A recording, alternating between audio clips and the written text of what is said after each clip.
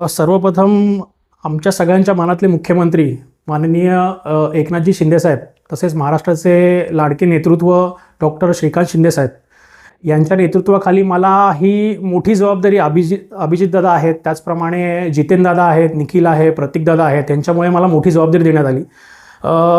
ह्या जबाबदारीला कुठेही तडा न जाऊ देता पक्षाचं काम कसं लोकांपर्यंत पोहोचवता येईल आणि नागरिकांचे ज्या काही समस्या आहेत, त्यांचे जे काही प्रश्न आहेत ते वेळोवेळी कसे सोडवले जातील ह्यासाठी मी व्यवस्थितरित्या पूर्णपणे प्रयत्न करेन. सध्या तरी रणनीती अशी काही आखलेली नाही आहे, पण वेळोवेळी वरिष्ठांच्या मार्गदर्शनानुसार आपण रणनीती आखण्याचा प्रयत्न नक्की करू. आपले महाराष्ट्राचे जे लाडकं नेतृत्व आहे माननीय खासदार डॉक्टर श्रीकांत शिंदेसाहेब हे देखील युवाच आहेत आणि त्यांच्या नेतृत्वाखाली आम्हाला काम करायची मोठी संधी ही वरिष्ठांनी दिलेली आहे, याचं मी भाग्य समजतो.